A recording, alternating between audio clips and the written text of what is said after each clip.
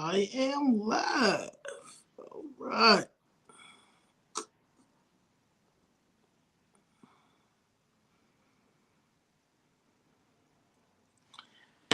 All right. How is everyone doing?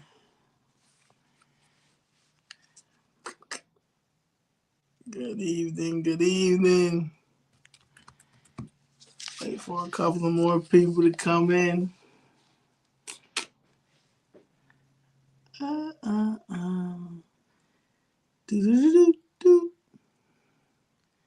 Happy Sunday, Nicole, Patrice. Happy Sunday. Happy Sunday. Woo. Hope everybody had a good weekend. Hello, Miss Parker. How you doing?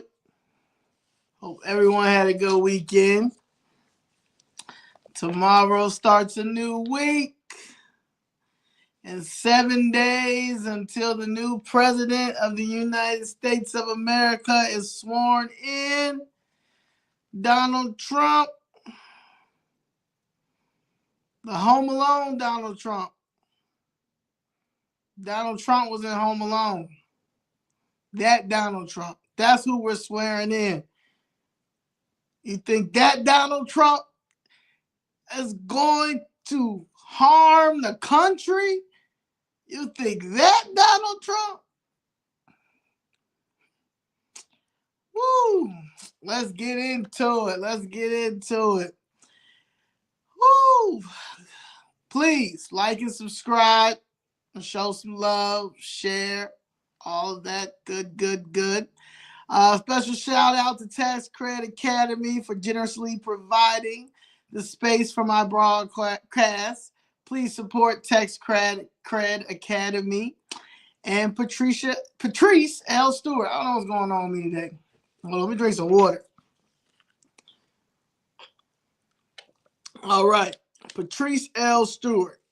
She's a small woman-owned business, and she takes care of all your financial services, such as taxes, and she is legit. So,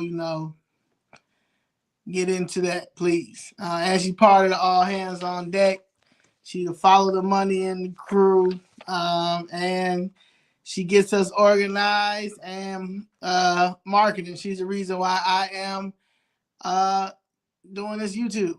So thank you, Patrice. Shout out to you. And her YouTube is Patrice L. Stewart. All right. In other news, I'll be in DC this weekend. So if you're able, please consider donating to support the trip. Your contributions will help cover costs for groceries at the Airbnb, Uber, and Metro fare. Some of the girls haven't used the Metro yet in DC. I actually like the Metro in DC. So I'm excited to have them experience it. So, and Metro's not that much. So cost effective. And the expenses that we have already paid. We also plan to live stream and host our first Twitter space on Chicago Flips Red while we're in DC. I also have 2 interviews lined up, and I want to thank both of the platforms that reached out to me. I can't tell you the platforms yet, but you will see these platforms, and it's going to be dope. So thank you for that. And also, my birthday is on January 23rd, and I'm hosting a birthday fundraiser on January 25th. If you would like more information, please email me at ChicagoAllhandsOnDeck@gmail.com, and someone will get that information to you. And I just want to say that all the fundraiser, all the donations for my fundraiser birthday is going to my PAC, Chicago Flips Red. Is going to be a PAC, a political action committee. That is one of the steps that I'm taking when it comes to Chicago Flips Red. And that is something that I've been wanting to do for a long time. And the mission for that is Chicago Fifth Red PAC is committed to restoring constitutional governance, upholding the U.S. Constitution, and addressing systematic corruption in local, state, and national governments. The PAC emerged as a response to the failure of Chicago's elected officials and the broader political leadership in Illinois to honor their constitutional duties. This failure has led to widespread corruption and abuse of power, undermining the rule of law and eroding public trust in government. The PAC aims to flip the political landscape, electing conservative leaders who will uphold the Constitution, restore accountability, and bring common sense policies to our cities, states, and countries. So that's what I'm on. And that is the next step when it comes to Chicago Flips Red, putting this PAC together after my birthday. Continue to raise hell and bring awareness to what's going on with the corruption. So and I'm very, very, very hopeful about President Trump is going to come in here and take care of Chicago, because he also knows how corrupt Chicago is. Remember when they wouldn't let him land his plane when he was the president the first time? Wow. Wild thing. I also be sharing my Amazon wish list soon, and you can donate through Cash App, PayPal, Zelle, or some people have sent in donations by mail. So Tax Credit Academy, 1200 West 35th Street, Suite 264, Chicago, Illinois 60609. Appreciate that. All right, let's get into it. Oh, please don't forget to subscribe to my audio podcast, Did Gregory Taught Me, available on all major platforms. Please, that's one of my good things. All right, let's get into it. Today, I received in my email a flyer that the Chicago City Treasurer sent out, and it says, all residents are welcome to attend this information session with Bally Chicago Casino investment opportunity, Tuesday, January 14th at Malcolm X College, 1900 West Jackson Boulevard, Chicago, Illinois 60612. And also Thursday, January 16th, 2025, at the 3rd Baptist, 1551 West 95th Street, Chicago, Illinois. And it is put on between the Chicago City Council Black Caucus and Melissa Conyers Urban. All right. Now, I'm just going to give you my advice. Okay. Black Chicagoans should think twice before investing in Bally's Chicago Casino. Instead, focus on investing in the South and West Side communities that truly need development and opportunities. Start asking questions about the TIF money, tax increment financing, the city is handing out to developers who have no business being in our neighborhoods. Please don't fall into the trap. Bally's Casino has been a bad idea from the start. It's already failing to bring in any real revenue to the city. A casino in Chicago never made sense, and it still doesn't. Anything involving the Don't Do Nothing Black Caucus and a Chicago treasurer who shouldn't even be in office, especially when taxpayers are covering the cost of her security detail, is a major red flag. Or the city should ask Chinatown to invest in Bally's, especially since we are footing the bill for their free transportation to get there. It's time to bring the casino investment proposal to them and explore how they can contribute to this project. Yes, all they do is use those casinos to launder money. Okay? Ain't not one Asian owned a casino. All the Asians that play Baccarat and every other game, but really, they have their own Chinatown restaurant in the casinos. Okay? We don't have a soul food restaurant in no casinos. You don't have no Indian restaurant. They have their own Chinese food in the casinos. But you won't come to our neighborhoods when you know that it's disinvested. Y'all not trying to give us any money to fix our community. But here comes an investment opportunity for failed Bally's Casino. Black people, please. Black Chicago. West Side, please. Please, West Side, do not do it. Please, talk to Mark Carter, please. No. Go to Chinatown. Have Chinatown do it. Okay? Have Chinatown. Let's get to City Treasurer Melissa Conyers Irvin. Okay? Now, in 2024, she was accused of firing 2 employees who warned her against misusing city property for personal reasons. Okay, she was fined $10,000 by the Chicago Board of Ethics for violating whistleblower protections and properly using city property, aka money. Okay, she used her assistant for personal errands such as grocery shopping and planning her daughter's birthday party on our dollar. Okay, then she also was fined a total of $70,000 for 12 violations of Chicago's governmental ethics ordinance, including unauthorized use of city property and prohibited political activity. And she is hosting an investment opportunity for us. She got security. We paying for security now for this lady. That just passed in this budget. Chicago. Okay. And she was trying to take Danny Davis' seat. But Danny Davis' grandfather in. He's going to die in that seat. Unless we get the feds in there, because I know Danny that did some stuff too. All right. Now, not only did she get fined, the city still had to pay to settle the lawsuit filed by the employees that she fired. So we had to pay that too. So we had to pay for this lawsuit. But I can't get my lawsuit settled. But we paid for this lawsuit. She got fined a total of $70,000.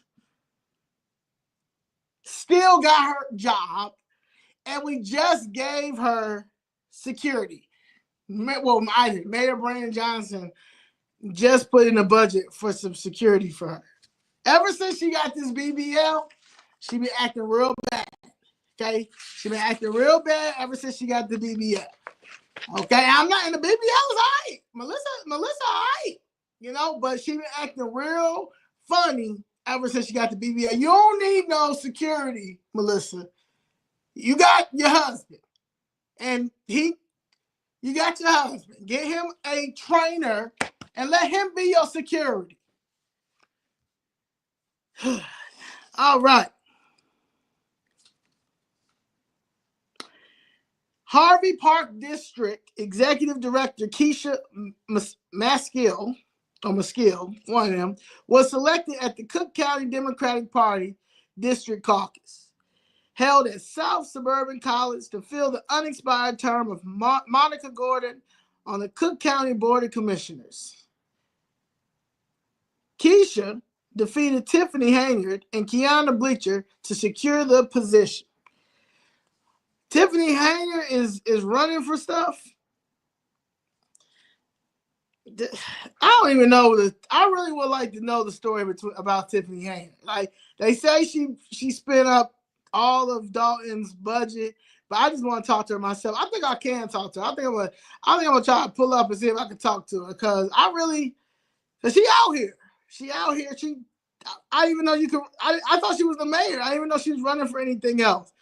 This is crazy. All right. Anyway, Monica Gordon vacated the 5th District seat after her election and swearing in as Cook County clerk, leaving the commissioner's seat open. Keisha appointment allows her to complete Gordon's term representing district on the Cook County board. Now, Keisha done been in some things, okay? In 2017, Keisha was found to be holding 2 full-time positions, one as the executive director of the Harvey Park District and the other as HR director for Bellwood School District 88. This led to her termination from the Bellwood position. 2021, Keisha and her husband Anthony were arrested following a fireworks-related disturbance in Harvey, Illinois. It was alleged reckless driving and confrontational behavior during the incident. Okay, Keisha. And then electoral objection. Keisha filed a legal objection to the candidacy of Tyrone Rogers for a local automatic race, leading to a prolonged legal battle that ended in Rogers' favor. Keisha appointment adds another layer to intrigue to the already dynamic Cook County political scene. Dynamic, aka corrupt. Now, the what was I about to say? The president, the block club president over in the Maple Park subdivision of West Community has expressed frustration over Monica Gordon's lack of responsiveness to their concerns, despite her personal connections to the area. Her cousins residing on the same block as the block club president added to the expectation that she would prioritize addressing local issues. However, she hasn't and has left many residents feeling overlooked. I understand residents, that's what they all do. The leadership that we have in there is null and void. It's null and void, honestly. It really is. Now, this will be read Thursday, January 16th at the next Cook County Board meeting. But I'm going to read it to y'all right now. This is from the Block Club President. The Cooper Morganfield Park Advisory Council supports our new 5th District Commissioner Keisha of the Harvey Park District, brokering intergovernmental cooperation between the planning and development agencies for Cook County and City of Chicago on blueprints for long promised and long overdue addition to the 1966 built Cooper Fieldhouse and Maple subdivision of West Pullman. Also, Chicago Urban Fine Arts Commonwealth MFP would like her to join Commissioner Michael Scott Jr. in bolstering the 2025 Cook County Hip Hop Olympics. Strong and resilient communities united supports an end to the studying up and a beginning to the paying up of reparations. SARCU also supports regulation and taxation of hemp and hemp-related products in Cook County. In contrast, Chicago Urban Fine Arts Commonwealth NFP is neutral on hemp regulation and taxation, support local option for hemp bans by precinct, and advises that Chicago countywide and statewide regulation and taxation of the hemp trade sends consumers refugees to other jurisdictions free of such bureaucracy. CUFAC also advises that certain Cook County commissioners could do a better job of supporting the urban fine arts in their districts. For example, Bridget Dignan would do well support in word, indeed, the struggling nightlife business community in Wicker Park and the emerging movement to obtain Chicago City Council the honorary street naming of Park Lee P. Lee Fresh Williams Way in the 1900 block of West North Ave for the late Chicago hip-hop pioneer and longtime music supervisor for Oprah Winfrey. She should match the energy for those good works with what she reportedly puts with Space. Also, the Deep South Press Corp is still insisting on the proposed written policy on equitable media access that she proposed a year ago, and her attempting to sweep under the rug desperate treatment of so-called minor press versus recognized major press smacks of racism, no matter how many black children she pandered to in Africa. All right, Bridget.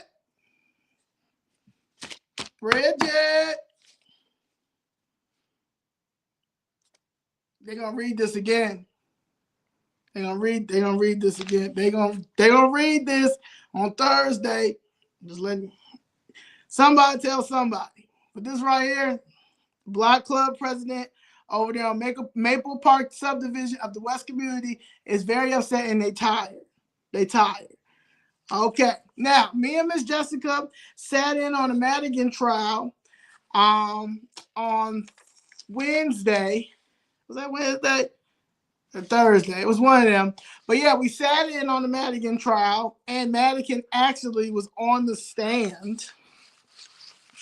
And he was smooth with it. I ain't even gonna hold you. He was smooth with it. He 82 years old. He been lying since he's about 7. And you could just tell. And he probably not even gonna get. I'll be highly, highly, highly surprised if he gets some time. Okay? He had the jurors was laughing. He was telling the story about his alcoholic mama. No, not alcoholic. His alcoholic dad. They never hugged him. All that stuff. Like, I don't know. All I know is that my man been lying for a long time. You could just tell it's just in him now. It's just naturally just smooth. So I don't know. But what I will talk about is this Chinatown land deal. Chinatown that's the new mob in Chicago. It got to be the new mob in Chicago. I'm trying to tell you, like, they get. But anyway, the Chinatown land deal is a critical aspect of the ongoing corruption trial of Michael Madigan, the former Illinois House Speaker, and his associate, Michael McLean. The case centers around their efforts to transfer a plot of land in Chicago's Chinatown from the state to the city, which would then be sold to developers. The land was leased to a nonprofit running a parking lot, and the deal was intended to clear the way for a commercial development. Now, I've never ever in my life heard of a nonprofit running parking lot. A nonprofit running parking lot? Yo! Anyway, however, the process was far more complicated than Madigan and McLean anticipated. You think you talking about Chinatown? They built Chinatown. You think you gonna go over to where that's how we're supposed to be? That's how we're supposed to be. You think you gonna go over there? Come on now. Anyway, their plans were hindered by various political obstacles, including opposition from Republican Governor Bruce Rauner and other legislators such as Martin Sandoval, Tony Munoz, and sought to complicate or block the transfer. Despite these hurdles, McLean and lobbyist Nancy Kimmy worked behind the scenes to try to push the deal forward, even after it became clear that the effort was encountering multiple roadblocks. Yes, Chinatown. That was the roadblock. Chinatown. Okay? Now, this is what really got them. Like, they were pushing this so hard. This is what got them caught up. And is Chinatown. So it's just like, and this got them caught up, and on top of Soulless, that wore the wire and got them all popped. You know, Danny Soulless sold out himself for Viagra, fam. Like, Soulless really, like, man, Soulless really sold out Chicago for some Viagra and like some massages. Like, real talk. I mean, it could have got some X-rated massages, but that's what he sold. He sold it out for that, man. But he ain't, like, I can't believe he's still around, just walking around just freely like that. Like, Like how Zimmerman is walking around. It's just like crazy. I don't even know. This is crazy to me. It's just nuts. Why is nobody in jail? Like, this is crazy. Oh my God. Chinatown land dealing involving Mike Madigan and Michael McLean. Local Chinatown business owners and community leaders rallied against the development, gathering 3,000 signatures in opposition to the land transfer. These signatures were collected as part of a petition that expressed their concerns about the potential impact the development could have on the Chinatown community. You hear that? On the Chinatown community. They not even, like, these are people who migrated here, right? They immigrated here, right? Got their stuff, building their stuff, minding their business, hiring their own, doing everything they need to do. I mean, you know, some of them and learning how not to pay taxes, and then to the point that they're not going to pay taxes at all. So they're going to take themselves to the casino, and they're going to play baccarat all day. Do you know one time I was on a baccarat table, and an Asian came over, and they put like $1,000 in $1 bills on the table? That's how I knew they was on some BS. You coming in there with $1,000 worth of $1 bills, and then you get up, get the chips, and then walk away. Oh no, you gonna play ahead. I had to wait 43 minutes for them to count them dollar bills. Play ahead. But that's what they do, though. That's what they do. So I'm trying to tell you, that was the wrong. That's the wrong community. You don't play with the Chinatown community is strong, is mighty, and is strong. Look what they did. They shut us down for 4 years. It's crazy. Crazy. Whew, but yeah, but Solis sold himself out for favors from developers, including Viagra and trips to massage parlors. He also, his sister, that was Hillary Clinton's campaign manager in 2008, offered to split $1,000 payment with him from a developer. I'm just like, this is just crazy. Okay, this corruption. Okay, and then Solis testified about Madigan's interest in land and business for his law firm from an apartment developer. Okay, you just see this. You see all this developers, kickbacks, favors. They just with our tax dollar. That's crazy. Our tax dollar, they booting us, they doing everything, making it hard on us. We got to work 3 jobs, all this stuff, while they money laundering all day in the government and blaming each other for it. And we arguing with each other about who's better than the other. You mad at me because who I chose? I chose somebody that got their own money. I chose somebody who wrote books on how to not use your money, but use the government money. That's who I picked as the president.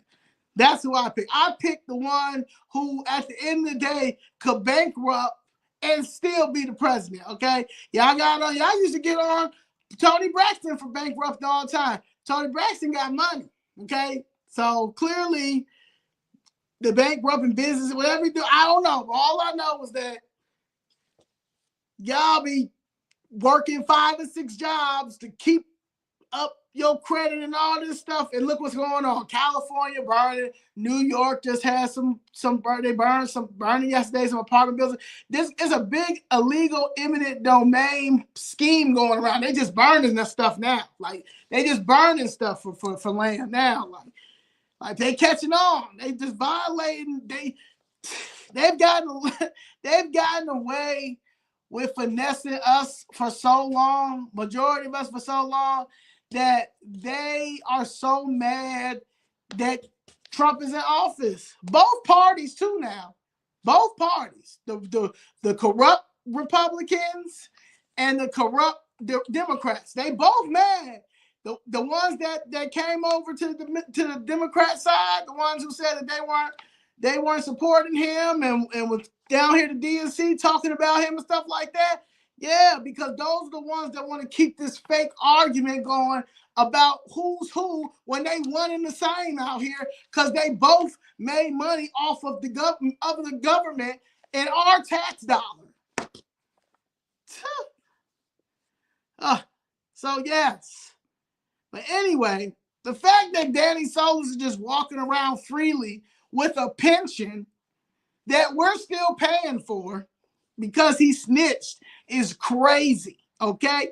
Now he's training the new Hispanics in city council. And please make note of this, black aldermen who don't do nothing. They'll be snitching too, okay? So meanwhile, because our black aldermen don't do anything, they don't do nothing to protect our communities. They don't protest anything. Matter of fact, they're just giving the South Side away. They're just giving the South Side away. And then trying to set us back by investing in Bally's casino.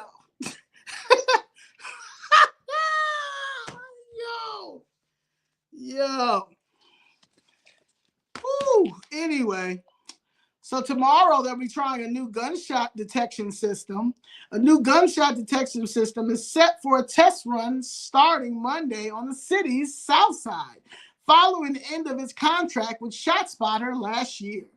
The city is partnering with a new company, Alarm.com, to pilot the system in the Back of the Yards neighborhood, which falls under the Chicago Police Department's 9th District.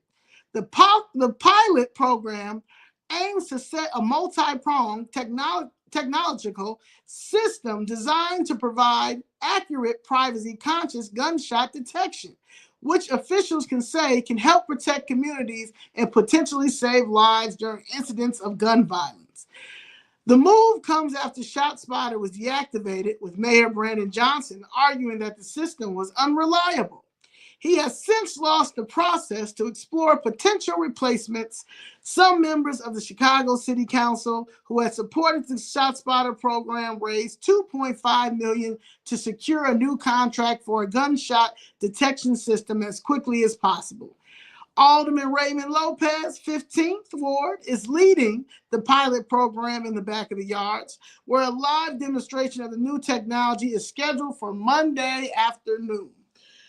All right, for all you stock people, Alarm.com Holdings Incorporated, NASDAQ, is a company specializing in cloud-based services for remote monitoring and control of security, video access control, and energy management systems. In the third quarter of 2024, Alarm.com reported earnings and revenue that exceeded analysts' expectations, with earnings surpassing estimates by 26.53% and revenues by 4.07%. Analyst sentiment remains positive, with an average 12-month price target of $70, suggesting potential upside from current levels. So y'all who want to get some stock, because at the end of the day, all this is a money game, look into Alarm.com. Man, look into Alarm.com. All right. 2 Chicago aldermen want to change the welcoming city ordinance to allow police to work with ICE to deport law-breaking non-citizens. This proposal to amend Chicago's welcoming city ordinance aims to better protect law-abiding non-citizens in the city from potential deportation, specifically under the upcoming Trump administration. The welcoming city ordinance currently prohibits Chicago police from working with U.S. Immigration and Customs Enforcement, ICE, in deportation efforts, aiming to protect non-citizens from being targeted solely for their immigration status. However, Alderman Ray Lopez and Savannah Tabarez are proposing an amendment that would make an exception when individuals are charged with criminal activity. This amendment will allow Chicago police to cooperate with ICE when dealing with non-citizens involved in criminal acts such as gang-related violence, drug offenses, prostitution, human trafficking, and sex crimes involving minors. Yeah, I think that is a good idea. But we have one of the Hispanic KKK that is in opposition, and that is Alderman Brian Sitcho Lopez. Sitcho Lopez and others, aka Hispanic KKK and corrupt Will Hall, that cooperating with ICE could lead to mass deportations. He argues that allowing collaboration with the Trump administration would enable widespread deportation of non-citizens, including those who are law-abiding, not involved in criminal activity. Mass deportations is what we are for. The city of Chicago is for mass deportations, and we are for mass deportation ASAP, as soon as possible. Matter of fact, report illegal aliens. It's the law. If you would like to report illegal aliens, please call Immigration and Customs Enforcement, ICE. They will need to know names, locations, either workplace or residence, and any other specific information you can provide. For more information, please visit www.ice.gov or call 1-888-DHS-2-ICE. ASAP. Okay? ASAP. It's illegal. Okay? Tom Holman is coming here. He's trying to say, they said Tom Holman wants to set up a 1-800 number so people can call in. Tom Holman can come right to us. Tom Holman can write to us. We'll walk you to where they're at. We will walk you to where they're at. I promise you. Okay? You don't need to set up no 1-800 number over here for Chicago. Chicago got you. I promise you, Chicago got you, Tom. All right. Sitcho Lopez believes that even if criminals are targeted, ICE could still harass or deport others who are simply living in the U.S. without legal permission. That don't even make any sense. See what I'm saying? Like, he believes that even if criminals are targeted, ICE could still harass or deport others. Like, but we're deporting the whole family. Okay, we're deporting the whole family. That's what we're doing. The whole family. Okay? Y'all should have been. Let me tell you something. That was like y'all PPP loan. Y'all should have been got yourselves together. You know, you should have paid somebody at ICE like at least $5,000 to push you up in front so you can get your citizenship. Y'all had a lot of money. They gave y'all $400 billion. Okay, the Biden administration gave y'all $400 billion. Y'all legit should have just paid for y'all citizenship, like real stuff. Like, that's what I would have did. If I was coming from Venezuela, one of those places trying to get, anyway, where I came from, Jamaica, wherever, I would have paid for my citizenship. Just like how y'all used to pay to get over here and act like you like that woman so you can get some citizenship, the broke ones, and then the ones who knew at the end of the day that, hey, did find somebody, hey, I'll pay you, get the citizenship and get married, da-da-da. You didn't even have to do that. You didn't have to do that. You had, like, that's crazy. So at this point, yeah, if you get caught, that's on you. You have 4 years. And you had 2 years to get it. Y'all was getting unlimited funds. Unlimited. Like, that's on y'all. That's really on y'all. Like,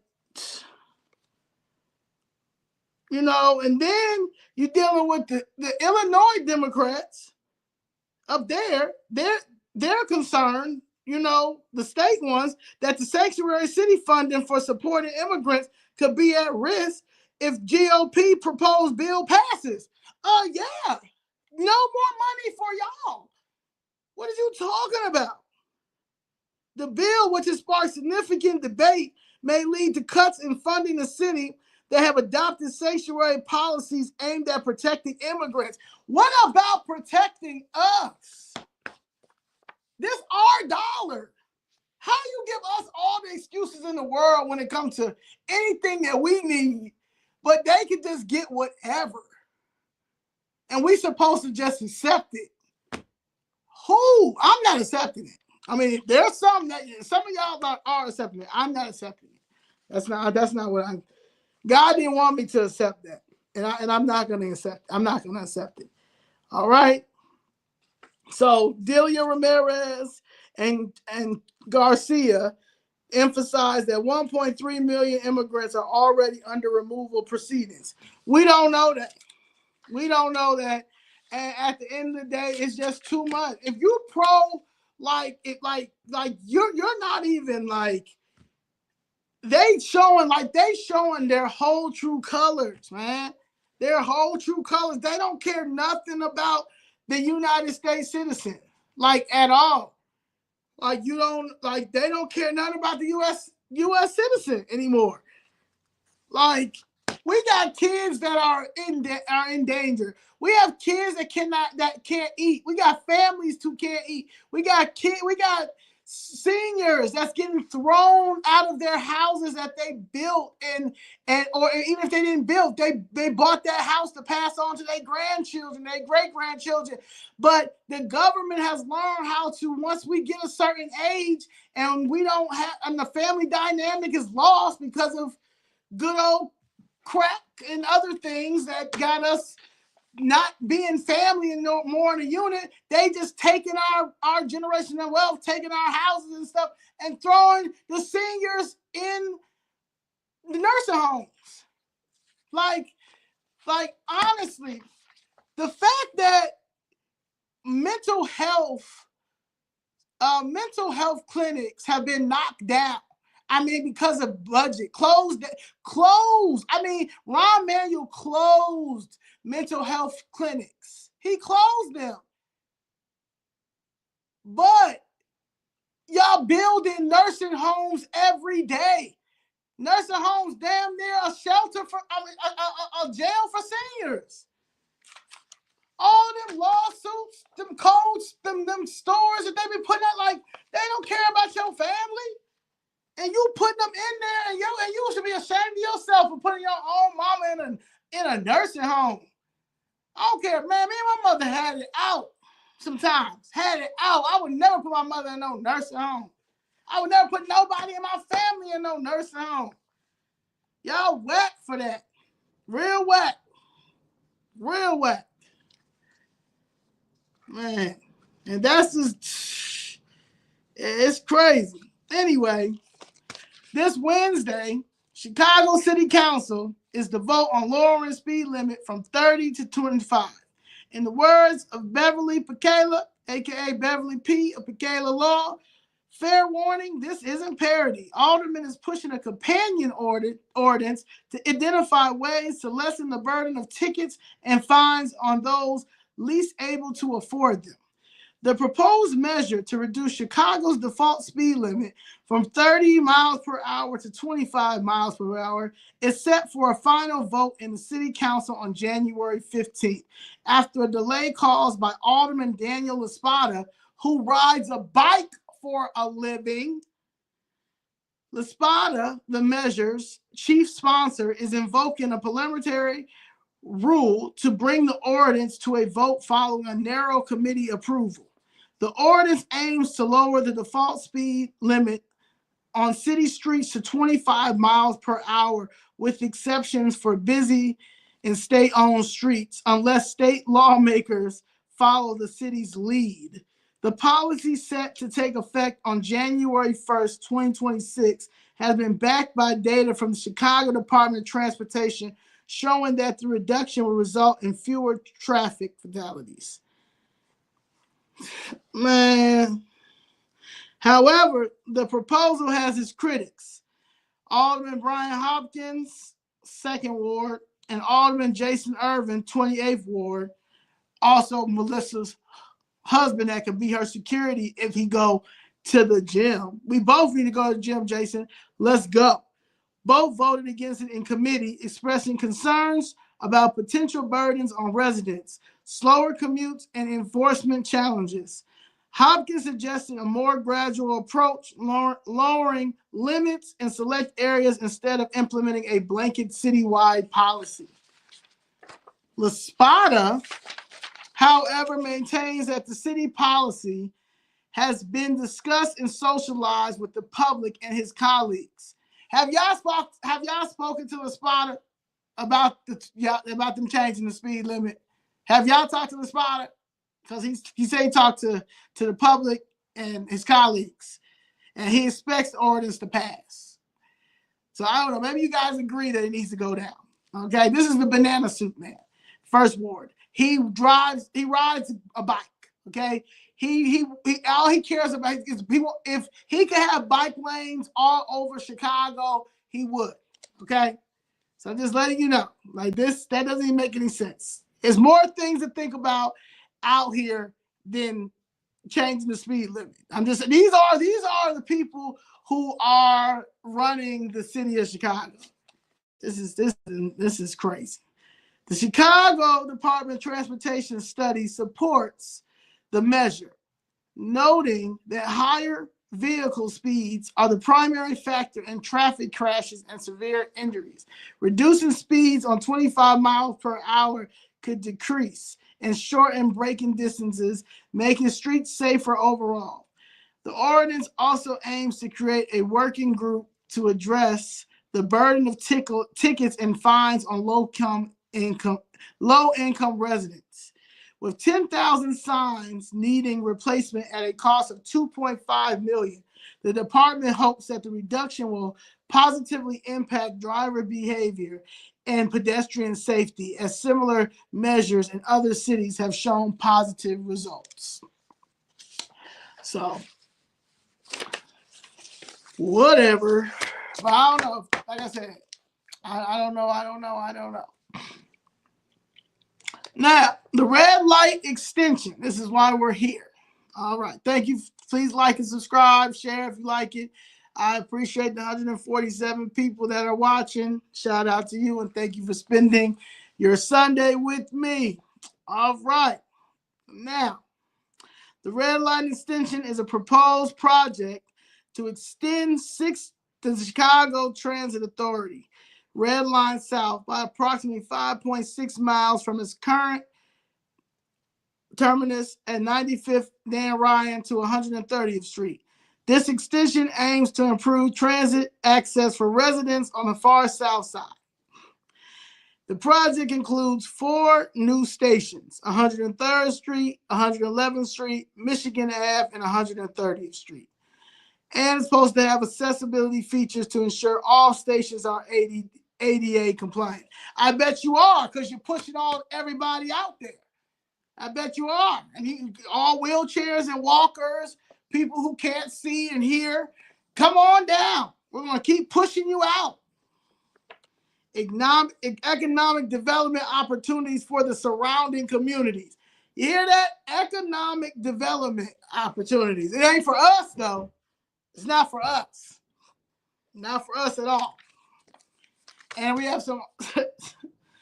Woo! This marks a historic milestone for Chicago, a historic corrupt milestone for Chicago and its transit system, as the city takes a major step towards addressing decades of transit inequities. With Mayor Brandon Johnson, CTA President Deval Carter Jr., who they're trying to get out right now, U.S. Senator Dick Durbin, and other leaders finalizing the $1.9 billion funding grant, full funding grant, $1.9 billion grants with the Federal Transit Authority, Federal Transit Administration, the long-awaited Red Line Extension project is to become a reality. The fact that you can get $1.9 billion full funding grant agreement and you're about to displace 50 families who grew up over there, their kids grew up there, all the memories, all that. This is historic because it's giving Dan Ryan. Just this time, it's the red line. That's the historic. We're going, history repeats itself. So this time it's not going to be a expressway. It's not going to be expressway, but it's going to be the red line extension. 4 new stops. 103rd, 111th, Michigan Ave, and 130th Street. The red line extension will expand the CTA's busiest rail line by 5.5 miles from 95th Street to 130th Street, adding 4 new stations and increasing accessibility for Southside residents. Expected to break ground by early 2026, this project represents the largest transit infrastructure investment in CTA history, with an overall cost of $5.7 billion. $5.7 billion to displace Black families who have purchased and bought their homes. This is crazy.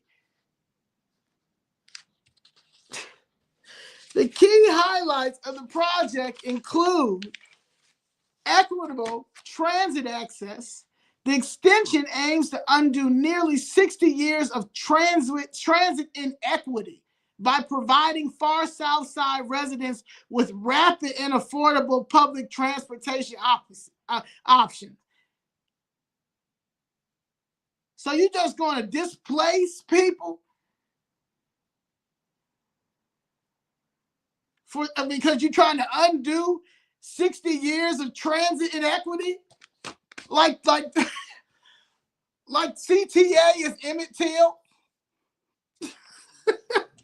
like CTA has been discriminated against?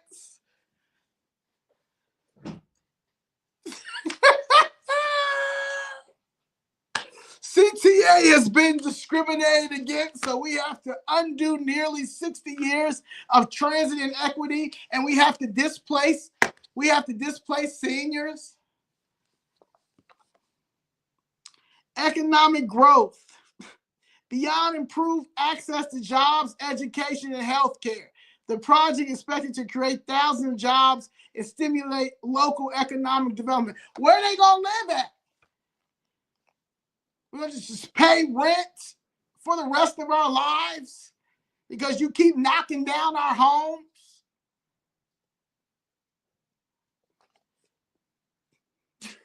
All these jobs, no homes. All these jobs, no homes. Yo.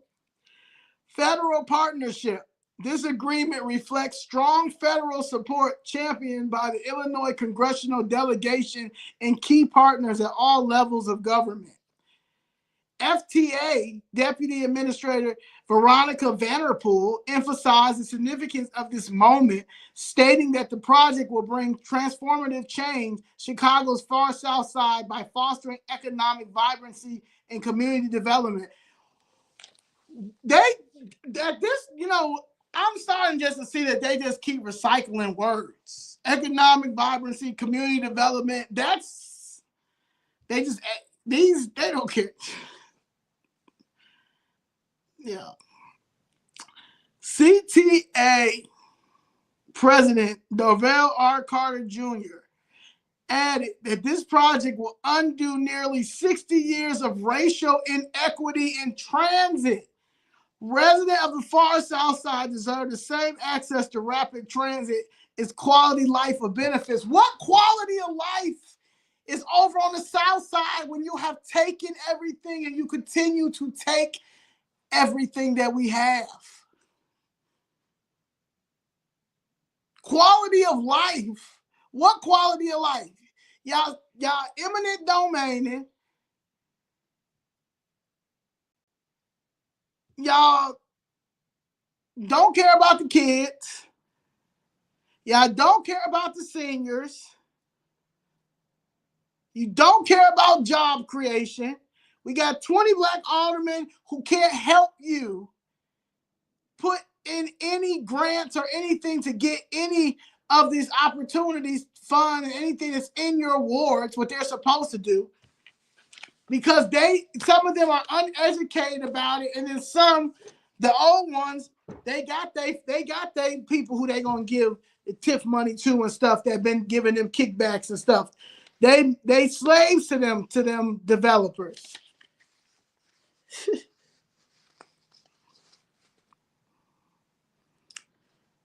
All right. Funding for the red line extension includes local, state, and potential for federal contributions, but there has been ongoing debate about cost, timeline, and community impact. However, they received all of it today. So when I was writing this, they didn't have it yet, but now they have it. Okay. They said they aim to serve 38,000 new riders daily.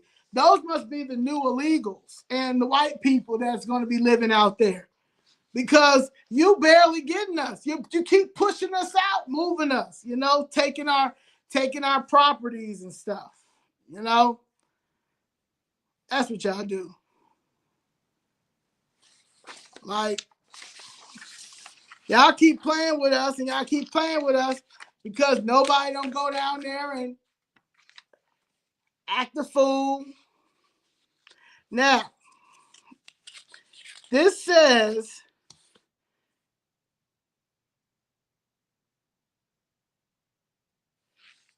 that not only are they going to, the project won't be done until 2040. If it gets done, honestly, if it gets done. I've learned that the government, if they get the money, you understand? Because the reason why a lot of these projects are never done and never finished is because they're waiting for the government to pay.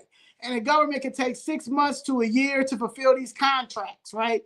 And it's crazy because why is it taking that long, right? It doesn't make any sense, especially when it came to the illegals and the money from the government was like ching, ching, ching, ching, ching, ching, ching. I mean, like real fast. It was the emergency. Don't you think it's an emergency when y'all need to fill these government contracts for infrastructure in our communities? Huh? I think so. So I understand why it takes so long for 6 months to a year for these contracts to be fulfilled. But when it came to legal immigration, the money came like this. PPP money came like this.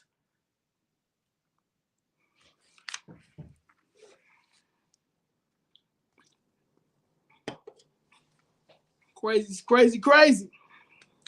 The history of displacement on the south side of Chicago is deeply intertwined with patterns of systematic racism, economic equality, and urban development policies that have affected Black and low-income communities. Over the decades, displacement has been driven by a combination of gentrification, the construction of public housing and infrastructure projects, as well as discriminatory practices like redlining. And this redlining is still happening to this day. The Great Migration in 1916, 1970s, during the early to mid 20th century, the South Side saw a large influx of African, well, I ain't like that word, Black Americans, freedmen, fleeing the Jim Crow South in search of other better job opportunities and a chance to escape racial violence. This period, known as the Great Migration, saw Black Chicagoans move into neighborhoods like Bronzeville, Woodlawn, and Inglewood. These communities became vital and cultural and economic centers for Black Chicagoans. However, by the mid-20th century, the urban landscape of the South Side began to change rapidly, creating conditions for displacement. Public housing in the projects, 1930s and 1980s. From the 1930s to the 1970s, Chicago's housing policies led to the creation of large public housing developments in Black neighborhoods on the South Side, including the notorious Cabrini Green, Robert Taylor Homes, and the Stateway Gardens. While meant to provide affordable housing, these areas became heavily concentrated with poverty and lacked adequate services, leading to social and economic isolation. In the 1990s, 2000s, these public housing projects were demolished as part of a larger effort to deconcentrate poverty. The displacement that followed this was disastrous for many residents, as the promised new housing developments were often unaffordable and many foreign residents were unable to return. Also, they knew that these people's credit wasn't the greatest, and they promised that they were going to be able to get back in these apartments, or the house with projects when they eventually put them up. But of course, they're still not up. They're supposed to be rebuilding them, because there's a lawsuit that someone filed for them to start working on getting more affordable housing. However, they promised a lot of these people, once they got them out these high rises or the projects, that they would be coming back, and the voucher was going to let them come back and all that. Yeah, it's 30% of affordable housing in downtown and stuff like that, but they want your credit to be an 800. They know that our credit is not the greatest, especially coming from the projects. So that's another red lining that they do, so they cannot stay. They can't live downtown. Their voucher may cover the whole cost of the apartment that may be in a river, maybe River North, maybe in Lincoln Park, maybe in Andersonville. But if your credit is not 100, you don't have an 800. If you don't have an 800 credit score, perfect credit score, you're not getting in there. So that's just how that goes. The displacement that followed was disastrous for many residents, as the promised new housing development were often unaffordable, and many former residents were unable to return. This period marked a dramatic shift in the demographics of South Side neighborhoods, with many families forced into overcrowding private housing or out of the city entirely. And that was the goal, because they want the South Side. They want the South Side back. The South Side is by the lake. Urban renewal and highway construction. Post-World War II, urban renewal programs aimed at modernizing the city often resulted in the displacement of Black communities. The construction of the Dan Ryan Expressway in the 1960s displaced thousands of residents from neighborhoods like Washington Park and Bronzeville, which were then thriving cultural economic hubs for Black Chicagoans. As new highways were built to facilitate car-centric city planning, entire neighborhoods were uprooted and residents were relocated to less desirable or often overcrowded areas. Like what they're doing now. When did they decide? Thank you, Tyler. When did they decide to spend billions to extend rail to a housing project? Exactly. Exactly. You know what it is, Tyler. You see the lights. This YouTube page is for people who see the lights. If you see the light, this is the YouTube page for you. Okay, this is the Common Sense YouTube page. Where is our money YouTube page? I am for the people and for profit. Okay, that's what I'm on. All right. As new highways were built to facilitate car-centric city planning, entire neighborhoods were uprooted and residents relocated to less desirable or often overcrowded areas. I know I just read that, but it's just crazy overcrowded areas. Urban renewal also involved the demolition of older housing stock in Black neighborhoods. You hear that? Stock. We're a business. We are a business, and we are not acting like we are a business. Okay? These white people don't got no feelings. These corporations don't have no feelings. They don't have no emotions. It's how much? How much? That's why private companies don't, that's why they settle out of court. That's why private companies settle out of court. They don't have time to be going back and forth. They got more money to make.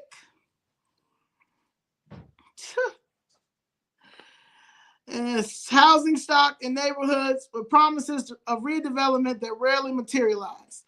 These efforts intended to modernize and rejuvenate the city. harm Black South Side residents, contributing to patterns of inequity and displacement. Gentrification and new development. That's a new thing now. We're in the new development now. Okay.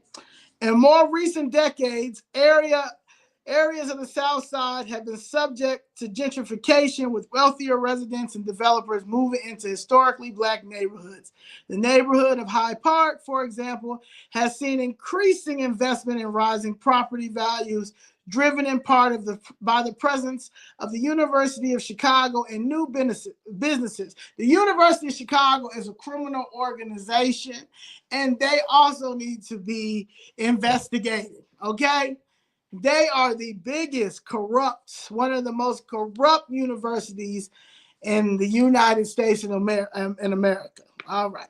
However, as neighborhoods gentrify longtime residents, many of them are Black, face displacement due to rising rent prices, property taxes, and the construction of luxury housing development that they cannot afford. The closing of the Robert Taylor homes and the subsequent privatization of the land in places like Bronzeville is another example of how gentrification and development have led to the displacement of poor Black residents. The rapid growth of the South Loop and surrounding areas is often seen as a continuation of this trend. Okay.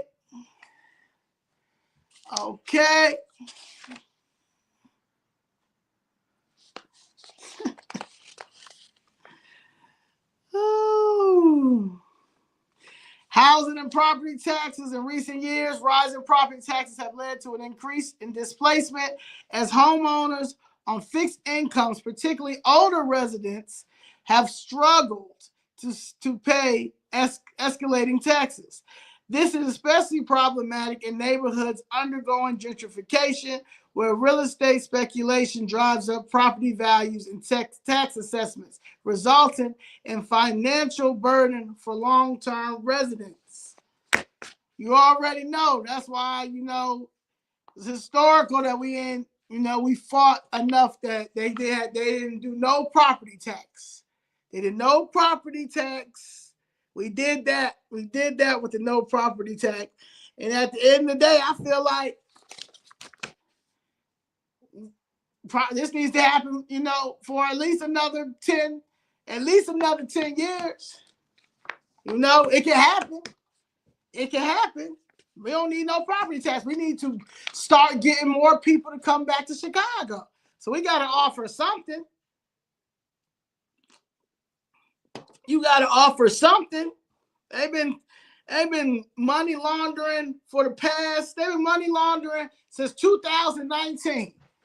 City of Chicago. A lot of these Hispanic KKK and progressive socialist DSA aldermen and city council people, they got a lot of money. They got a lot of money. They got a lot of money.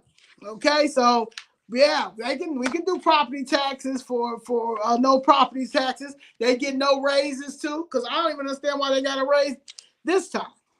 Environmental displacement. The South Side of Chicago, particularly neighborhoods like Altel Gardens, has been subjected to environmental justice over the years. Heavy industry, pollution, and waste disposal sites have been concentrated in these areas, leading to poor health outcomes for residents. Environmental cleanup efforts and housing projects, while potentially beneficial in the long term, have also contributed to the displacement of residents, as new developments often do not offer affordable housing options. Rahm Emanuel also took the funding out for Altel Gardens when it came to the environment, right?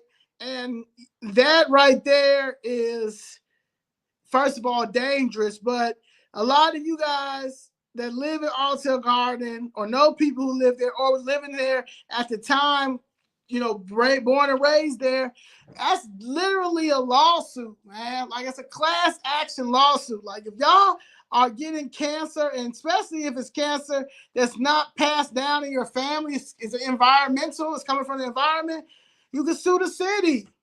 Like, and the fact that they took the funding away is insane. All these people taking the funding away, but they're not taking the funding away from their pension. We spending billions and billions of dollars on pensions. That's why they're trying to raise. That's why they need every tax. They try to tax everything because they try to pay for these pensions. That's why they can't even. That's why they don't want to work with the firefighters. Firefighters been trying to get a raise for how long? It's crazy you can't pay for Ron. Ron was dangerous. Okay, Ron was dangerous too. Ron ain't care. That was a corrupt little Jew. Anyway.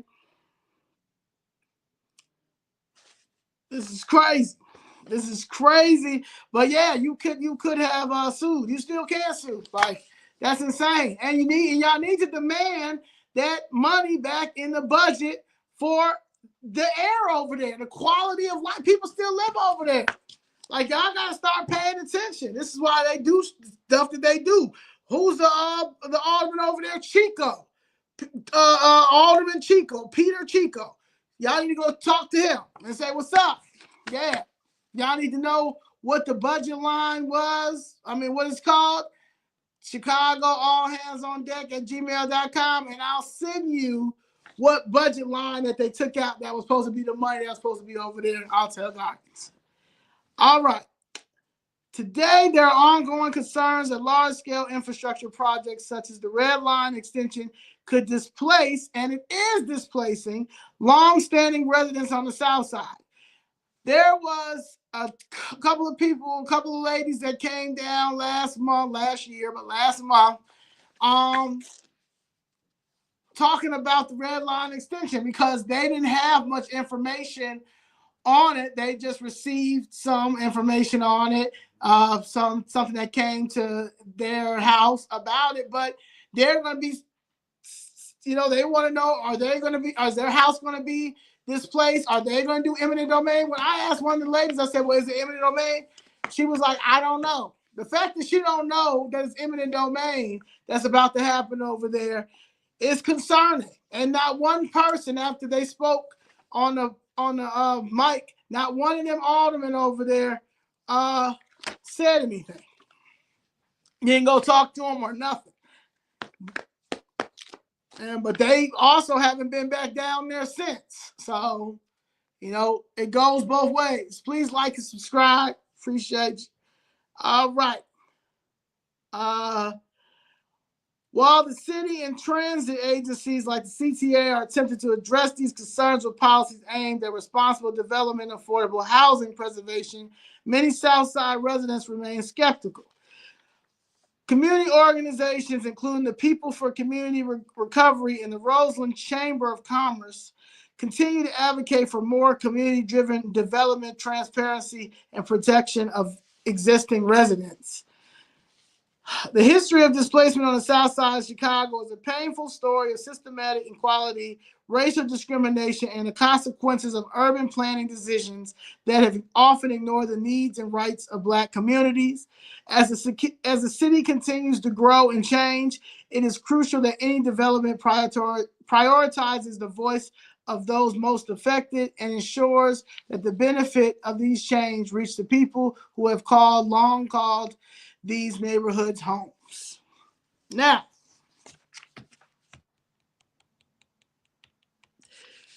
we have to get these people out of office, okay? Because it does not make any sense why we have no development in our communities. It doesn't make any sense, okay? The fact that the Chicago Black Caucus and Melissa Conyers-Irvin is going to do an investment opportunity seminar at Malcolm X College and at a church for Bally's Casino. You're going to hold a seminar, investment opportunity seminar at a church. Like what?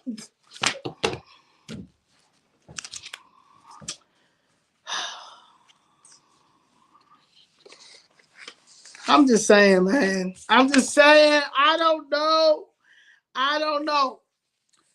Here are the aldermen who have supported the red line extension. Alderman Michelle Harris, of course. Why would she not support anything that wasn't detrimental to us? Of course.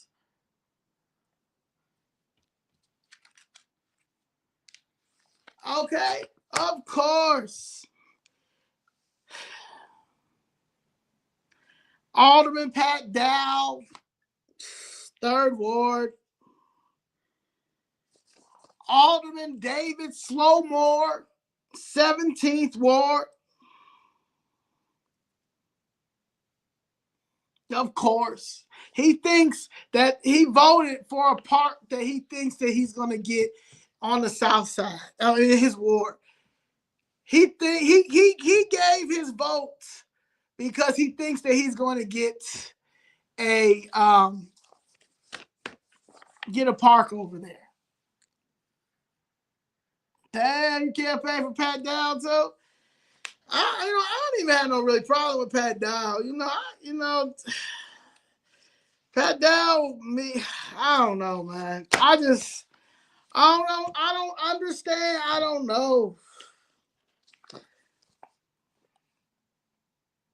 Many community members and grassroots organizations raised much concern about the elected officials that were too quick to embrace the development without fully addressing the potential risk of displacement.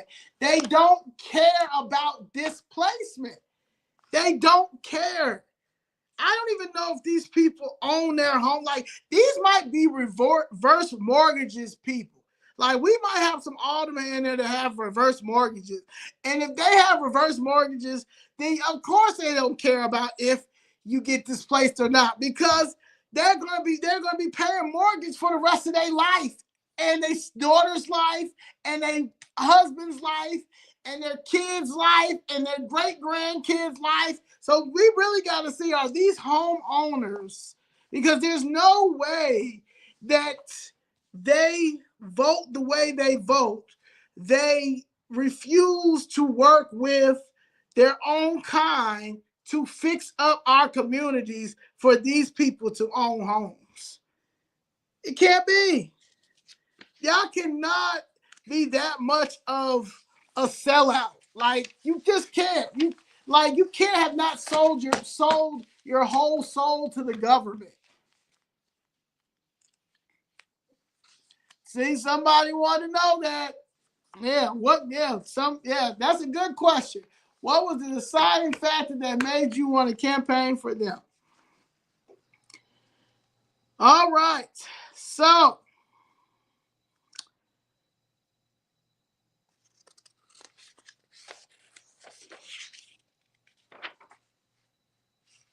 we're coming to an end, to a close. But I want to get into a couple of things. Meetings for this week. Tomorrow is Committee on Finance. Monday, January 13th at 10 a.m., Chambers.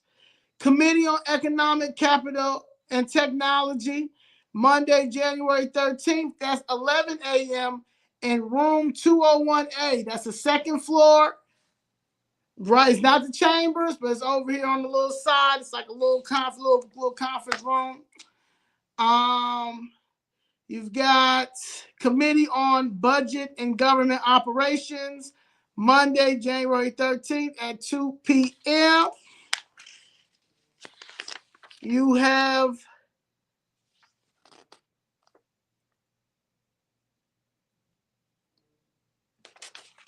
Tuesday, Committee on Public Safety at 9:30. Then you have Committee on Transportation and Public Way at 10:15 a.m. Okay, that'll be over in 201A. Then you got Tuesday, January 14th is Committee on Police and Fire, 11:30 a.m. Then you have Committee on Pedestrian and Traffic Safety. That's Tuesday, January 14th, 12 p.m. Then Wednesday, January 15th is City Council with the mayor, 10 a.m.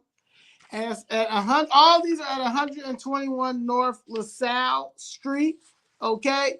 And then you also have the Cook County Board meeting January 16th at 118 North Clark. That's with Tony Dwayne Preckwinkle and the rest of the commissioners over there. So make sure that you go there. That is 10 a.m. All right. And then also there is another meeting that is very important that will be on January 14th. It is the Community Development Commission, CDC. Established by the Chicago City Council in 1992, the CDC took over the duties of the former Commercial District Development Commission and Department of Urban Renewal. The CDC reviews and recommends actions on tax increment financing proposals, including redevelopment agreements with private organizations. It also helps administer the TIF program by reviewing proposals for district designations, redevelopment plans, budgets, amendments, and terminations. The CDC is composed of 15 members appointed by the mayor and confirmed by the city council. The CDC meets in person at City Hall, meetings held in City Council Chamber, room 201A, or room 1103. It's also you can available to watch online via the link on the website. The CDC commissioners are Gwendolyn Haddon Butler, she's the chair.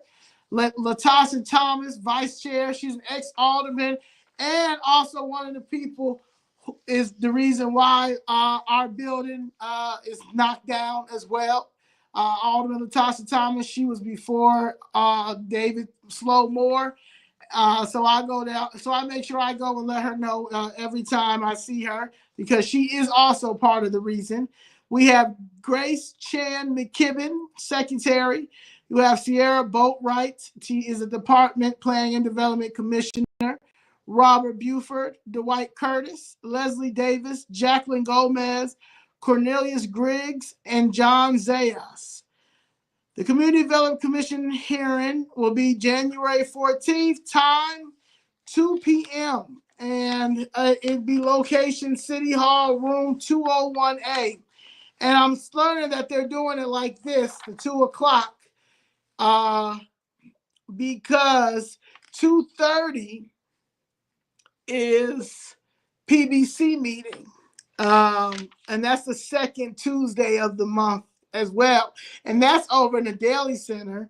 That's Public Building Commission.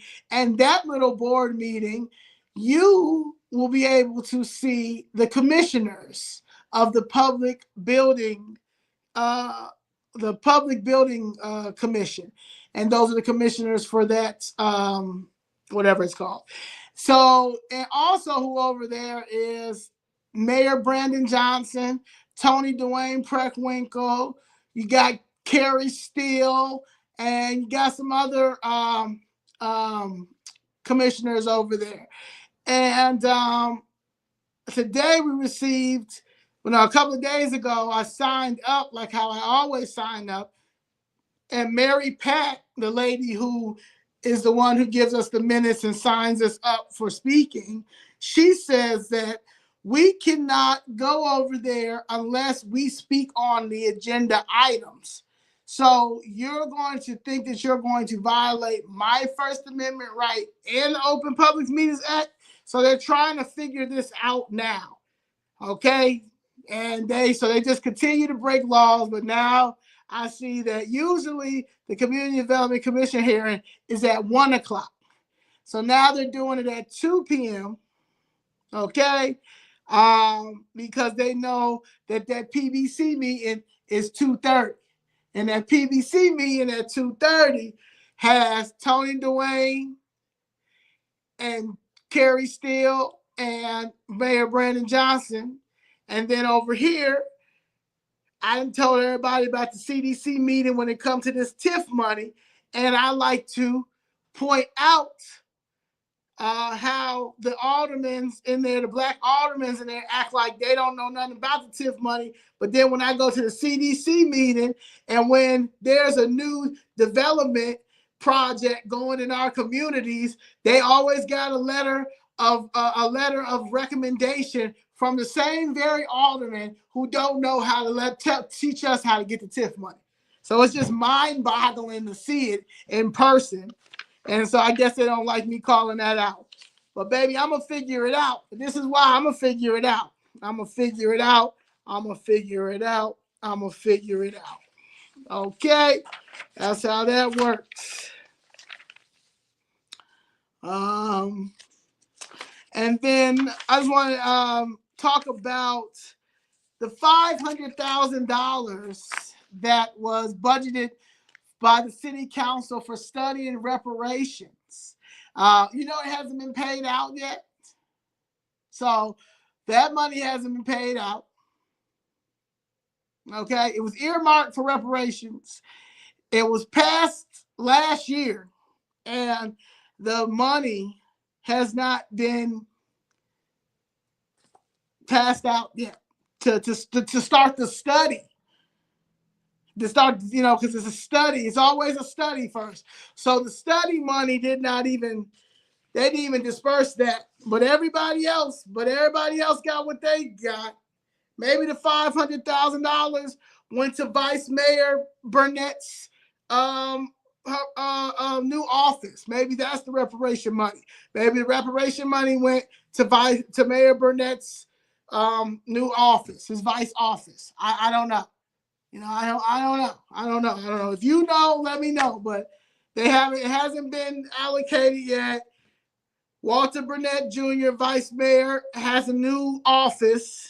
I don't even know what the money is for that, but I don't know. So if y'all know, let me know. Any questions? Please like and subscribe. Thank you for the 172 people that are watching. I hope that you enjoyed. But any questions before I log off?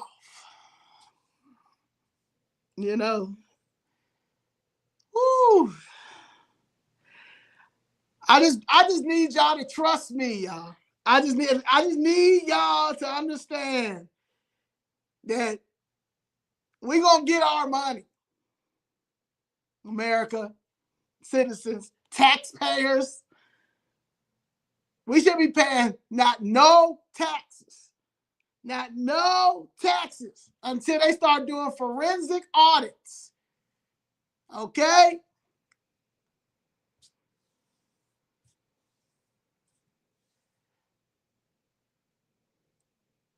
Well, why don't you do it, Adam? Why don't you do that? Live stream videos on that. Do that. That might be your thing. The fact that you can put all them emojis and stuff like that, that might be your thing. Walter Burnett has hired his cousin and them to work at the Vice Mayor. Yeah, because he's got 3 offices now. I don't even know what the other office is. I don't even know. This is crazy. Okay. Thank you, Audrey. Appreciate you. Okay. Oh, let me give you this tweet of the week. This was funny to me. This was from Gina Patterson 828. She said, I blocked CNN at my mom's house using parental controls. She keeps calling me saying she can't watch the news. This is how we save our country. That shit was so funny to me when I read it, man. Because, it's like it's like backwards now. You know what I'm saying? Like, it's wild. My mother used to have parental control on because I used to keep pressing for porn. Okay? I kept buying porn. Okay, my mother put me on punishment and shit, but my mother had to put parental controls on everything as a child. Woo! So now it's backwards. Okay, sorry for all my people, but that was just funny to me. All right, bye, Miss TJ. All right, and I'm going to leave you with, thank you, Roxanne, that we will never fight the government. We're so scared to fight the government. We're scared to fight the government, but you will fight people over R. Kelly. That is crazy. Why can't you do both? Why can't you do both? Come on, we all we got. Okay? I hope to see y'all for my birthday. Okay?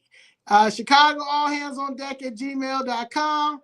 Cash App, $UTLifestyle. Zelle, UncomfortableTruthlifestyle at gmail.com. PayPal. It's you just got to email ChicagoAllhandsOnDeck and I'll give you that link. Let's go. Okay. I appreciate y'all. All hands on deck. And that's it. I'll see y'all Friday for again. So we do Friday, City Council Day, Wednesday, Friday. I'll see you, Famous Friday, live stream in DC. And then we have Sunday, my Sunday, live stream, the inauguration day. That's going to be on the 20th. And on my birthday, January 23rd. And then on the 25th is my birthday fundraiser. So ChicagoAllhandsOnDeck at gmail.com if you want more information. And please donate. I appreciate y'all. Thank you. Let's go.